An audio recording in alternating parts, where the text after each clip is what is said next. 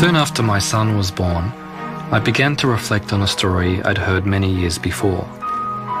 It was a story about the power adults hold over children.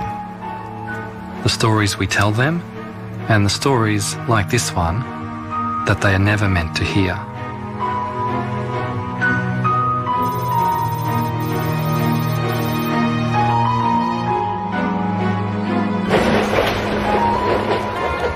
The 6th of April 1966 started just like any other day in the city of Melbourne.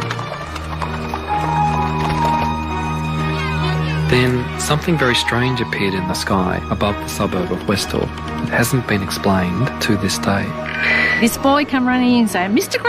Greenwood, there's these things in the sky, these things in the sky. We looked up and we just saw this saucer type thing taking off. It wasn't a plane, it wasn't a balloon, it was nothing like that. A lot of the kids took off towards where it seemed to go. All the students were just running all over the place, hysterical.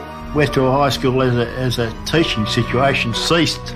My girlfriend and I sat on the fence, climbed the fence, the school boundary, and we were crying, thinking it was the end of the world.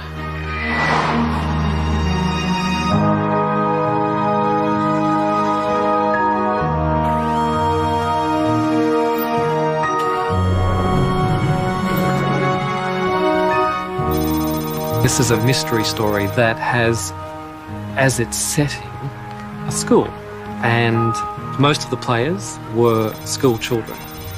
They had this extraordinary experience, which they then tried to share with adults, and a lot of them had a lot of trouble doing that. They were disbelieved, almost stigmatised. I think, like a lot of other people, I just shut up about it because of the ridicule, and it was everybody. You know, you were a kid, you were making it up. So you just be quiet, and in your mind you just think, I know what I saw, and no one's ever going to shake me from that. I know what I saw. I really felt for them as people who had this incredible experience, and yet they haven't been able to make sense of it.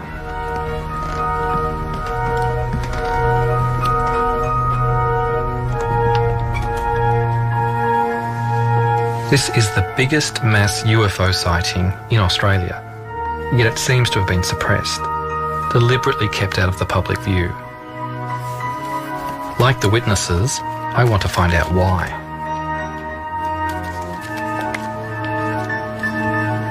Whatever material was created about this story has simply been buried. And yet, this memory has survived. And it only has to be slightly pricked. And it's like the floodgates open and all the memories come rushing out. I was precipitating various chemicals in order to make crystals, and I just happened to be looking out the window, thinking how to fudge my science report. What I saw directly south was something that I'd never seen before. We were out playing sport on the oval. One of the kids yelled out, look up in the sky, you know, it's flying saucers. And I remember we all looked up, and it really was a flying saucer. I mean, from what you imagine, a flying saucer, it was a round silver disc, and it seemed to be very low over the school, and I remember kids screaming and running inside. The student came in, was hysterical, leaned up against a sliding door, screaming, there's a flying saucer in the oval. And of course everybody started to head towards the door, and the teacher said, sit down, it's not recess yet, and a few minutes later the bell went off. Everyone started moving, like a whole lot of zebras being terrified by crocodiles. I went where the herd went.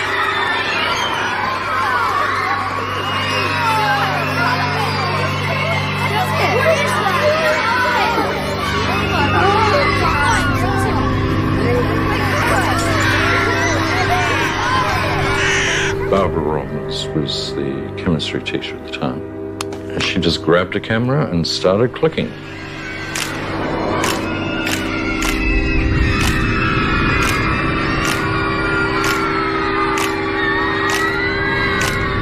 I went into the staff room. Because I knew I wouldn't have a chance to have a cup of tea any other time, I went to get a cup of tea. And then because I was a smoker, and this is something that has stayed with me for 42 years. Yes. I lit up a cigarette, and so I don't know how much I delayed before I went outside. Everyone just took off out into the oval. In time to see it lifting off from the oval, it was probably, I don't know, 50 feet or more in the air at that stage. I see Andrew Greenwood, the science teacher, coming towards me, and he said, "Did you see it? Did you see it?" And he pointed up in the air, and I said, "No, see what?" I have a very, very clear picture of him, and I remember almost exactly what he said. And he said it was up in the sky, it moved at incredible speeds, it hovered, it seemed to go away, and there seemed to be light planes. He thought Cessnas he thought they were actually checking it out from the Melbourne airport, and they were circling around it. Sort of stopped dead, and stopped dead in the air, and then it just sort of started descending straight down. And I'd say it got down about halfway up that gum tree or above the goalpost and sat there for a while, and then it just sort of lifted straight up and then just took straight off. This thing went down behind the trees, then it came up, and it was like it had become aware of these planes coming in, and it just went woof and just left them like they were standing still. And then it went across to an area called the Grange, which was a bit of a pine plantation behind the school.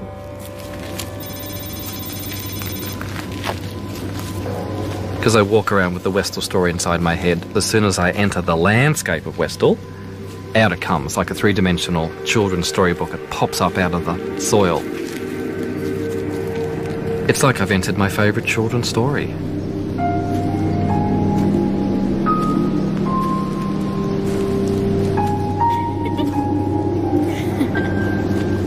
The Grange was a special place for Westall students.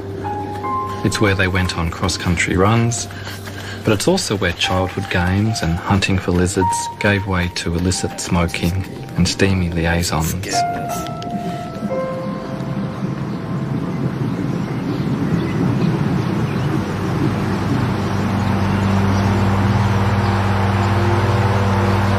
Going the wrong way now. Let's be back here.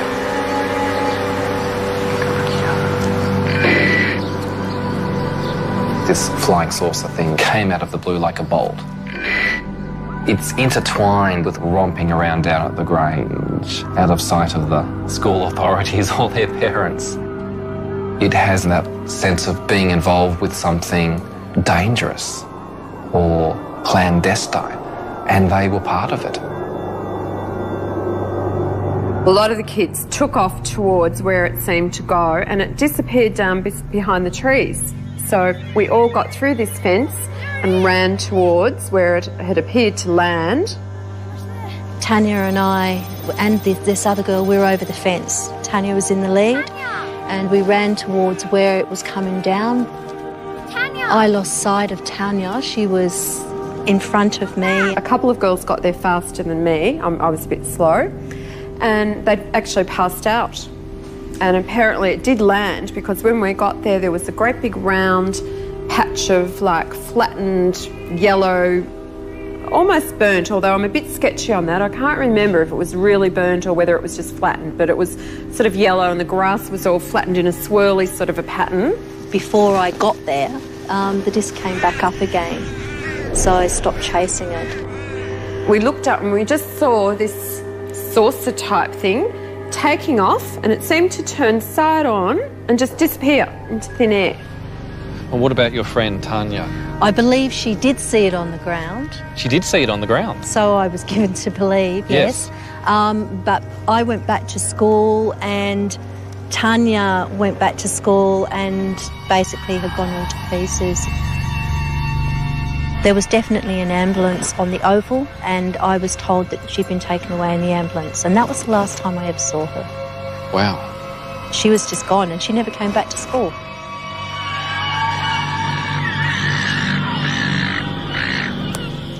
Tanya wasn't the only person who saw the craft on the ground. Before they headed over to the Grange, Victor Zakruzny says 2 objects landed in a grassy paddock where a street is now. Well, the kids were hanging on the fence there. There's quite a few kids there. It's a high fence, and I got up to the top there, and all you could see is two discs, one there and one a bit further away, probably 3 metres apart. I could hear somebody in the background saying, "Stay away, don't jump the fence," and so I said, "Oh, bugger, I'm going over the fence." The craft probably would have been about there, and there was another one set back a bit on an angle, probably just about there. There's a few kids walking around there, and I was the only one on this side. I got up to it to want to touch it, and it was, well, you could feel heat about a metre away coming from it. It was pretty warm or hot, and within a minute or so, it just, both of them just lifted up at the same time, about this height. And I seen, oh, that was breathtaking watching that, and then it just gradually lifted up, and then went off towards the pines. I did a rough sketch of it. Wow, look at that. This is the view from underneath. That's like underneath. There's no seams, no joins, it's just smooth metal. Normally an aircraft has sheet metal, pipe rivets, or all that sort of stuff there. This looked like it come out of a mould or something like that, or one smooth piece of metal. It was just incredible. It's just something like you see in the movies. But this is more than just cinema. If we look at the possibilities for this story, they are extraordinary. We're talking about the possibility of life coming from another place and just appearing one day in their midst, and then leaving again and leaving everybody with so many questions, but with a new openness to the beyond. If I'd been at Westall on that day, I would like to have raced after that flying saucer and gotten so close to it, to have held it in my hands. But the adults at Westall High School saw it differently. That afternoon, our principal called a special assembly and told us all not to talk about it. All I know is the whole school was told off. The headmaster says, "All you kids are nuts. It's a weather balloon. Don't talk about it." I was prepped to tell the students that what they'd seen didn't exist. We weren't allowed to leave the school, at least I wasn't. My job was to walk up and down the corridors and make sure that all students were in their rooms. I was walking back from the West End. There was confrontation between Mr. Sambleby, Barbara Robbins, and a man I'd never seen before. I thought it was a police uniform, but it was just dark blue. It was demanded that she hand over not the film, but the entire camera. I was near the gate and the police had arrived. There were journalists outside. The police had been called in to keep the journalists away. We were told that we weren't allowed to speak to the media in school grounds. After school finished, there was a TV crew outside the school grounds, so we undertook an interview with them. Everyone took off onto the oval. Now, I can't remember whether it was a principal or a school representative that came out and ordered us to go home and the film crew to leave. And I'd actually been giving an interview to Channel 9 and the policeman actually walked up to them and said, "Stop filming and you go back into the school ground." Okay, so that's what I did. I was 12 and a half years old. Because I was a mischievous sort of person, I was always getting into trouble. I had detention for actually appearing on the show, and then I got detention again at a later date after my picture and story was in the Dandenong Journal. So I didn't go unpunished, but it was worth it.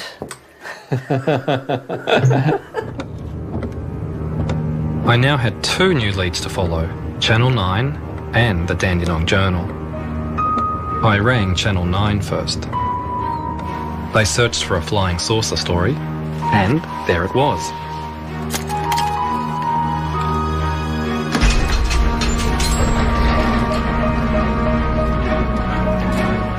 Now all I have to do is find the can with the matching number.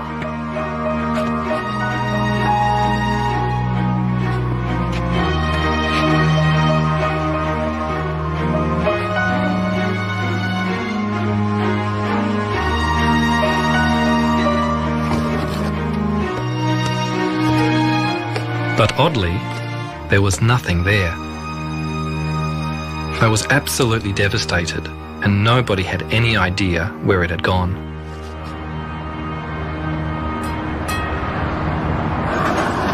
It's very frustrating, but the good news is the Dandenong Journal does still exist, and I'm told it's here in the library.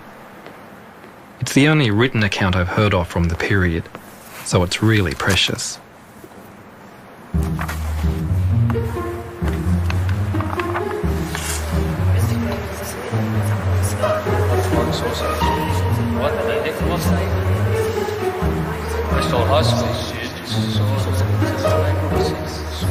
Something obviously happened. Some people apparently didn't want the kids talking about it, and that raises all sorts of questions. Why couldn't it have been discussed? Why couldn't it have been talked about openly? And why couldn't anybody find any more information about what it was? The headmaster, Frank Sambleby, is a key part of the story. He's passed away, but I hope his children, Max and Gail, can shed some light on his behaviour.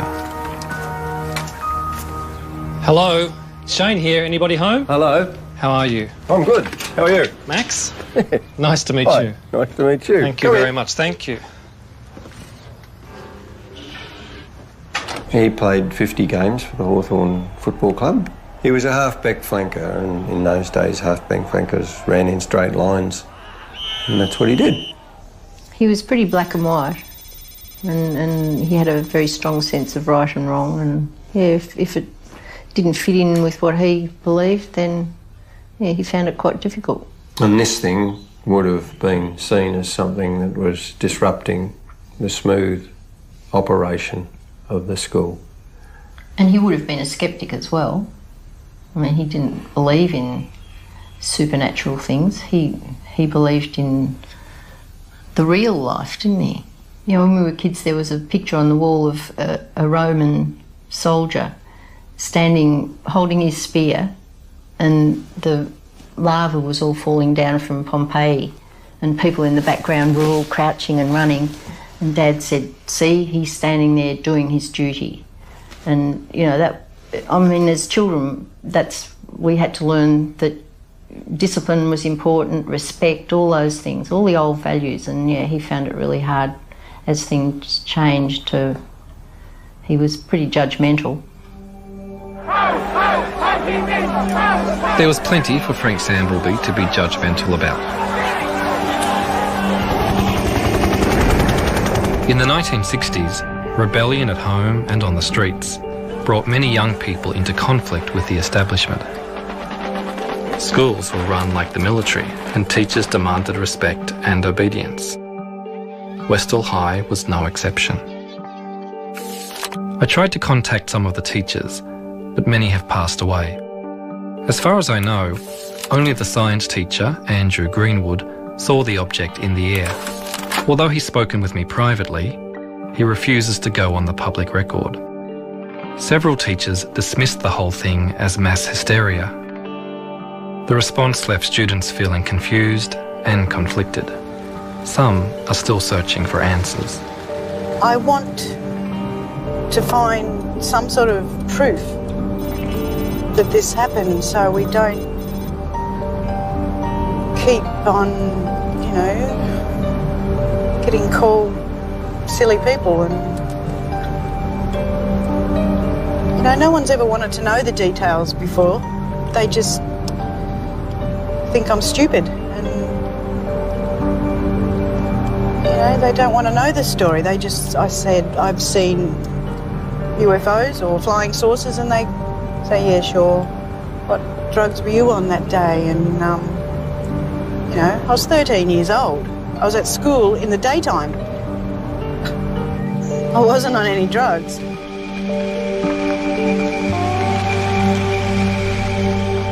Slowly you start to drift. I'd like you to visualize the area that we've discussed before. You're in the classroom. You're with Mr. Greenwood, who was the teacher there. There's a little fella comes running around and says, there, flying saucers outside, flying saucers outside. Everybody laughed. And Mr. Greenwood said, come on then, let's have a look. See yourself running down the Oval.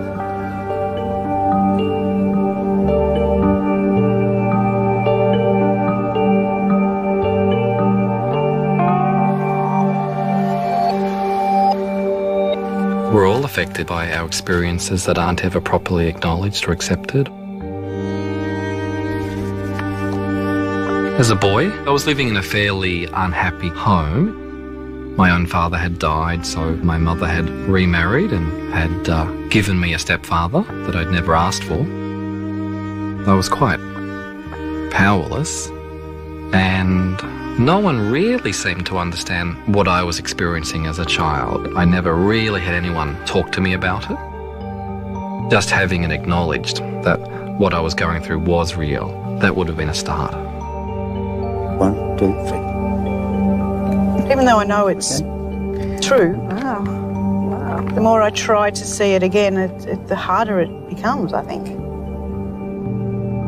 I can see bodies, but I can't see people, faces, you know. Mm-hmm. But I can still see the trees and the... Yeah, and the things. It was... yeah. The feelings don't go away. They just get buried and they sort of fester a little bit.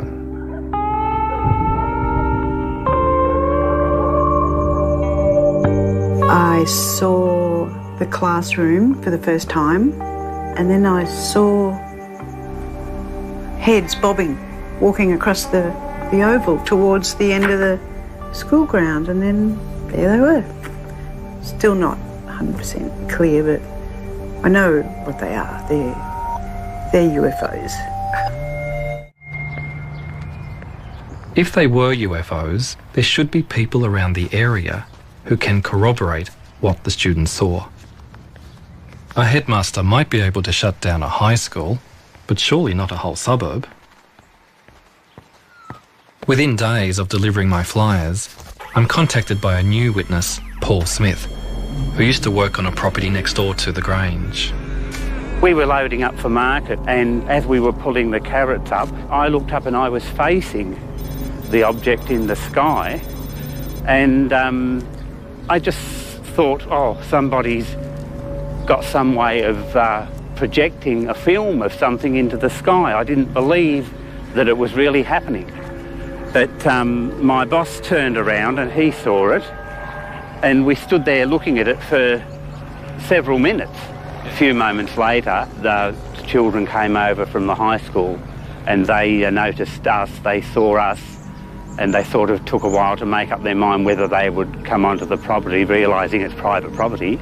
Yes. And they decided they'd come in anyway, and they did. They ran straight over the market garden, and they crossed and walked down here to this corner. After a while, trucks turned up with, it looked like army trucks. Right. And there would have been about 20 guys got out. About how long after the object had vanished in the trees? Oh, I think it was only 20 minutes, which is not a long time. How did you know they were from the army?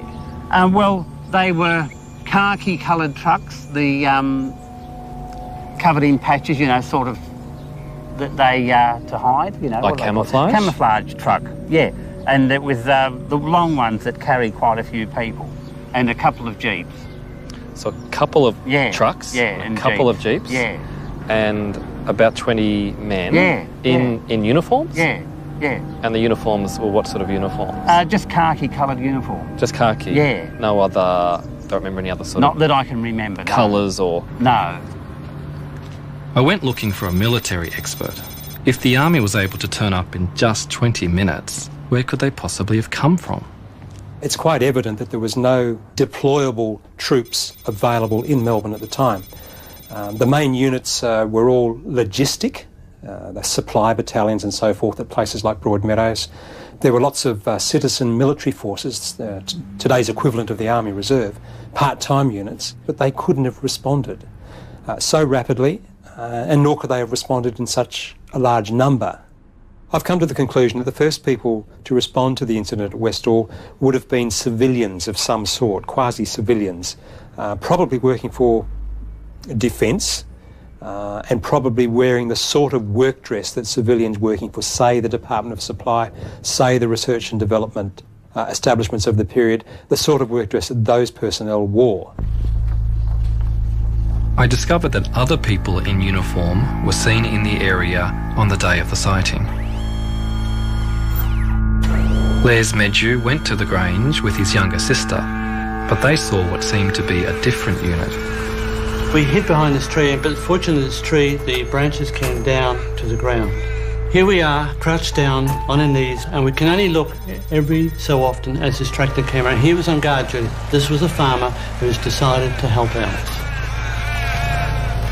We observed 2 army trucks, 2 men in camouflage, and 2 men in blue uniforms.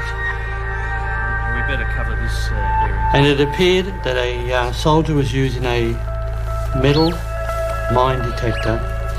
He's walking around, sweeping back and forth. Keep down. They'll see The next time I see them, they turned and they started kicking violently at the ground. The 2 officers decide then, time to come back. They come back to the truck and they were gone, and then we could enter the paddock. Les. We had no idea what we'd all walked into. We didn't know what those army men were doing, and all I can say, it was just, what is this? To have the army there and all the rest of it, it was something important. They certainly were not Australian, because Australians were not using camouflage uniforms in those days, in the mid-60s. Nor would they have been British. But the description of the uniforms certainly matches those worn by the United States Air Force in the mid-1960s. There were American military and intelligence personnel in Australia in 1966 as part of the Vietnam War effort. The Cold War between the USA and the Soviet Union was in full swing, extending across the world and even into outer space. We choose to go to the moon in this decade and do the other things, not because they are easy, but because they are hard. The space race between the superpowers fueled the public imagination at all levels. Flying saucers have invaded our planet. Washington, London, Paris.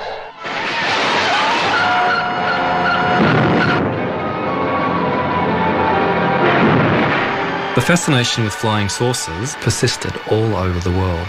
Australia was no exception. Well, so far, I haven't seen anything even vaguely resembling a flying saucer or even a flying cigar.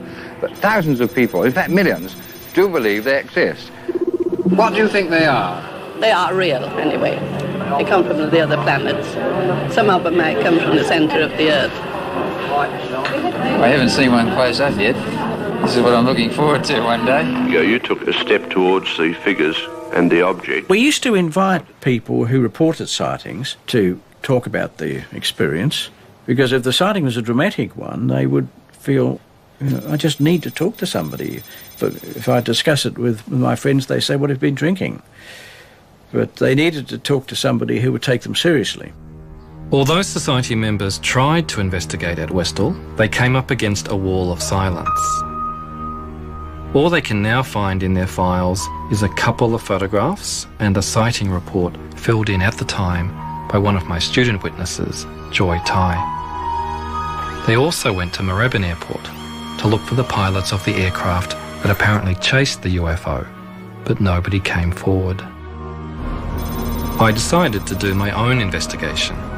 I contacted a retired air traffic controller to find out how a UFO and several light planes could fly so close to each other without a report being made. Who was responsible for controlling the airspace? Moorabbin Tower was responsible for the area within a 5-mile radius of Moorabbin and up to 3,000 feet. And above that, it was the responsibility of Essendon Approach. If you're in a tower, you have the aircraft in sight all the time. 5 aircraft on the edge of the airspace, 5 by the way, in broad daylight, they should have been able to see.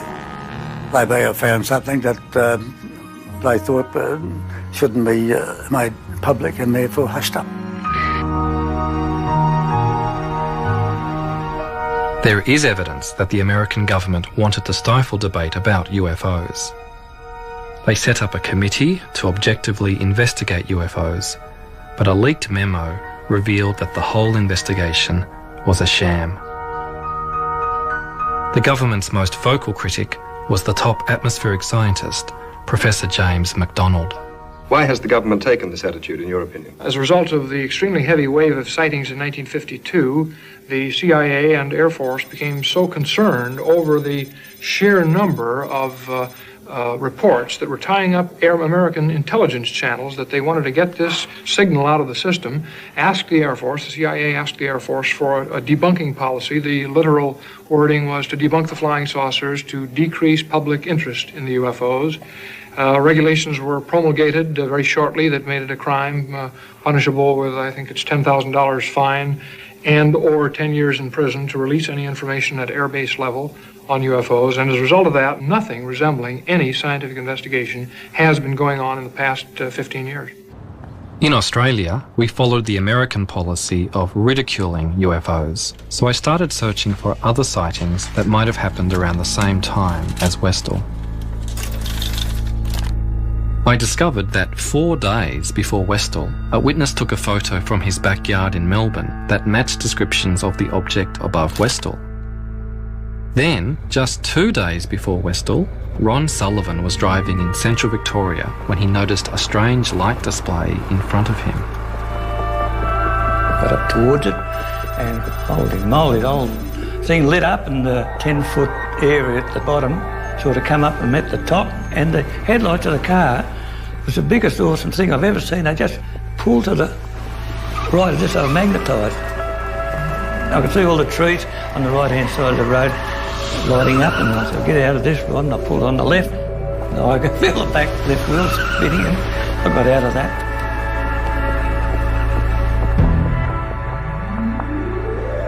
Ron only reported the incident after he heard that a young man died when his car collided with the same tree Ron had narrowly missed 2 days earlier.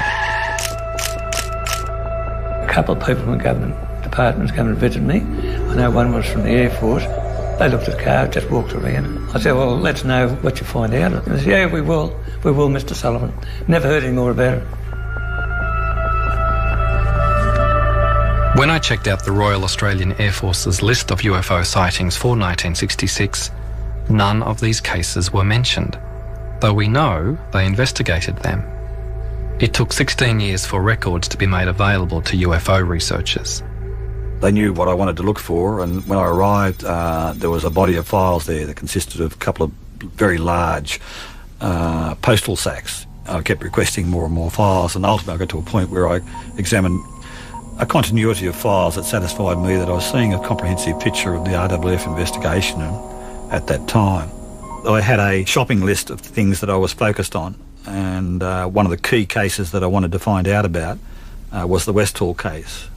And surprising, with the rest of the shopping list I was fairly successful, but the Westall case, given that there seemed to be literally at least hundreds of people involved with it that had media attention at the time, there appeared to be evidence that there was a military investigation at the time. There was no Westall file. The disclosure team was between about 6 and 9 people over the years. As you can imagine, a 4 or 5 year project, as it turned out, needed quite a lot of effort. Literally, it was looking through hundreds and hundreds of file titles, maybe even thousands in the end. Along the way, we were always looking for files on the Westall incident from '66. We started off with the Air Force, but within the Department of Defence, we also checked out files belonging to the Air Board, unit files from Air Force bases, former Department of Civil Aviation, Air Safety Bureau, CSIRO, intelligence files, ASIO. But the net result is we found nothing in this mammoth volume of government documentation which would even begin to be a hint that there was something about Westall in the government files. So amazingly, we drew a blank. The Westall sighting had clearly been erased from the record, but why? I hoped some publicity would draw former authorities out of the woodwork. Oh, Shane. Channel 10, nice to meet you, Shane. Joy, is that Mark Howe from Channel 10? Nice to meet you. What we're really trying to get now is the people who are here as police, as soldiers, as scientists perhaps, looking close up at what was on the ground.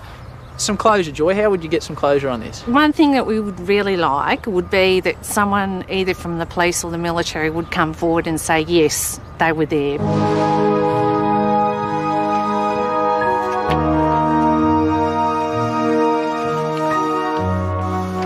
Nobody from the authorities contacted me, but another witness did. Kevin Hurley saw the circles at the Grange on the day of the sighting and went back the next day for another look. Then when we came to the area where we'd gone through the paddock, yes, there was the Air Force of the Army, a whole group of them there, stopping us from going through into the paddock. Don't come near this in this area, and we just headed off back home. And did they give you any reason why you couldn't come through? No, there were vehicles on the paddock, and they had some sort of instrument which at the time I thought looked like Geiger counters. The strong memory I've got is what happened after that. About a week later, I decided to go back again to have another look. As soon as we got down to where the paddock started, all the grass had been cut, which was quite disturbing. Wow. So then we walked through that area to where the circles were, and when we got into the area where the circles were previously, the whole area had been burnt, destroying all evidence. You asked me whether an R&D establishment would destroy evidence. Yes, of course they would.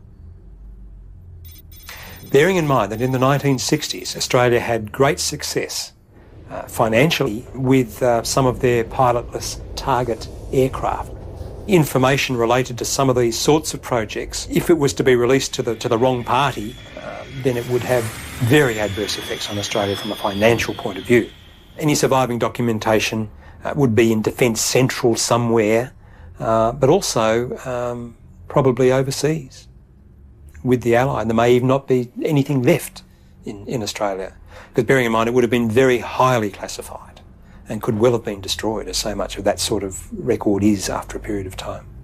So it's no wonder that I haven't unearthed any official records on Westall, but it's clear the authorities had something to hide.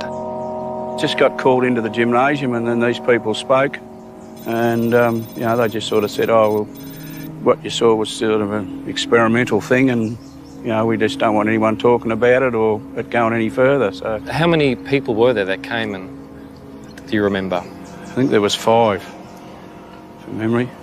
And they were they men and women, or? I think there was 3 men and 2 women from memory.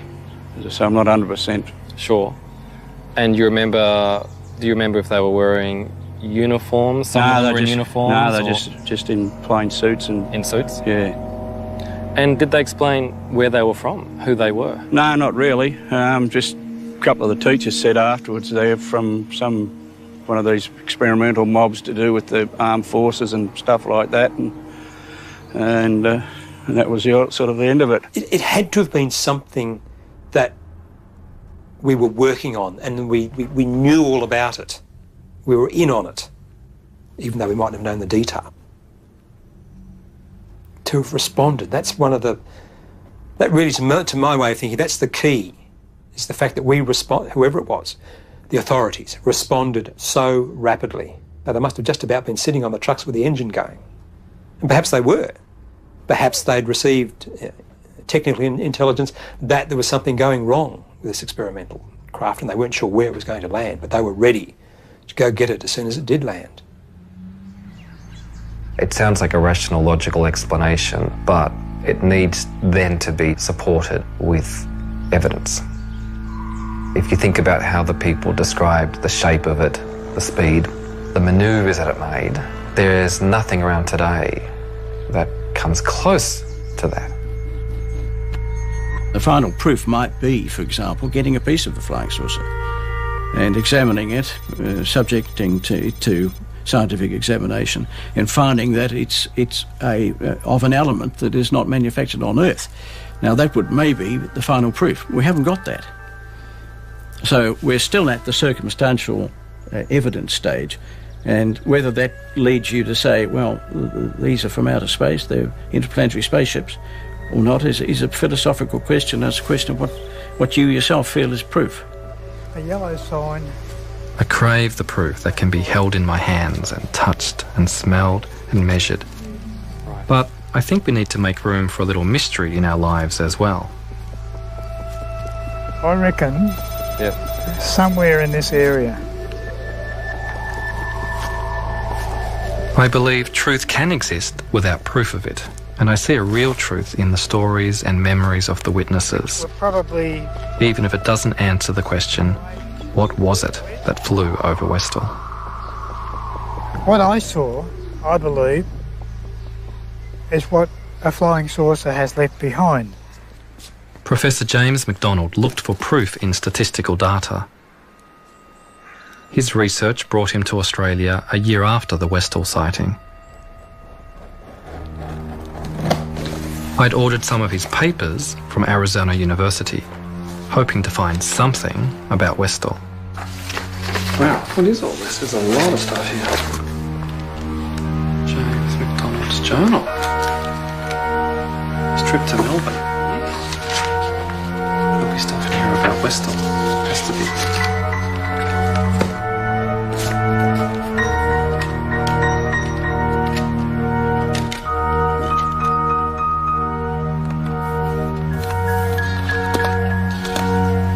And recording next a discussion with Mr.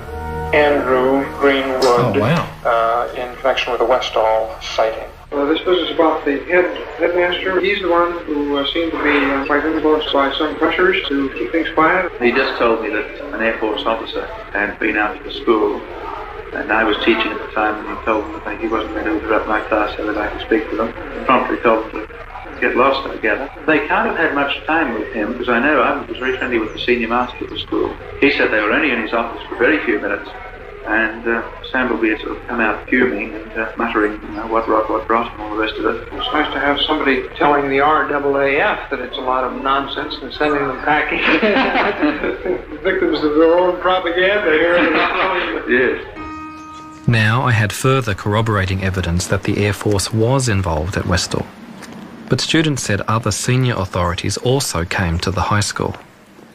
I was called down to the headmaster's office, and there were two men in the headmaster's office, very well-dressed gentlemen in suits. They weren't introduced to me in person, and I don't know where they came from. From my references now as an adult, I would say they were Asia. So this is the actual office? Oh, this feels quite weird, yes. Yes. There was a desk down this side here, and the headmaster was over here on that side, and the two men were standing over there, and I stood with my back to the window. Only one man spoke, and he started off by, we'd like you to go through what you said happened yesterday. He was firing questions at me fairly rapidly. Then we went into, and we suppose you think you saw a flying saucer. And I'm like, well, I didn't say that. I said I saw an object, and we suppose you saw little green men. Can you remember how you felt once it was over? When I was actually in the confrontation situation with the men, felt very, very angry. When I came out, I think I burst into tears. They were certainly Australian government, and I think it was part of their job to keep everything quiet and to not let the facts come out. They knew more than what they were saying. It was their job to squash what was being seen. It was a bunch of kids that saw this, so we would be able to squash this down. The authorities had found a way to silence the children, but they still had unfinished business with the teacher, Andrew Greenwood. He told me that two officers came to his home and threatened him under the Official Secrets Act. They said that he couldn't have seen a flying saucer at Westall because there were no such things as flying saucers. They threatened to tell people he was alcoholic, even though he wasn't. As a first-year teacher with a career ahead of him, he couldn't take the risk of speaking out. The person who had taken all the risks was Professor James McDonald. His criticism of the government had provoked powerful enemies, but it didn't stop him challenging the establishment with other unorthodox scientific theories. Years ahead of his colleagues, he predicted high-altitude aircraft would destroy the ozone layer and increase the risk of skin cancer. He was invited to address the US Congress, but during his testimony, a congressman made an opportunistic attack. He publicly ridiculed MacDonald by saying he believed in UFOs and little green men. MacDonald's professional reputation was ruined. James MacDonald tried to create a climate of openness where unorthodox thinking could flourish. That's not what happened at Westall. I remember the assembly that we're all called for. We weren't even allowed to talk about it in school. We weren't allowed to mention it at all. There's like 20 people plus in the room at the moment, and there's a real buzz, and everyone's talking about my story. They're talking about the story. And as they're talking it through, they're putting the pieces together. It's wonderful. What isn't wonderful in the telling of this story is that Professor James MacDonald finally gave up the fight for UFO science. Humiliated and broken, he took his own life.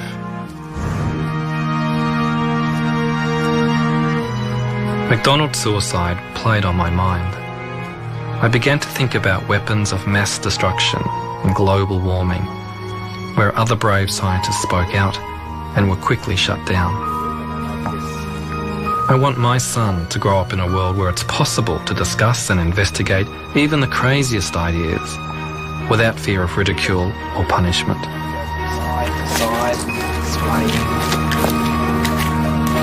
That's fantastic. Was it something from another planet at Westall? It certainly flew, as if it was. I'm left with the feeling that what people saw was what they said they saw. Something out of this world. All I knew was what I saw, and it definitely was not any aircraft of the day by any stretch of the imagination, and it certainly was not a weather balloon. It still would take me to my grave. What the hell was that? It was amazing, and something that I've never forgotten. But you just sort of had it stored in the back of your mind because a lot of people are sceptical. The fact that they can travel so fast and that they've been spotted all over the world, landings and very similar stories of these patches of flattened grass or burnt grass. I personally believe that there is something going on somewhere else.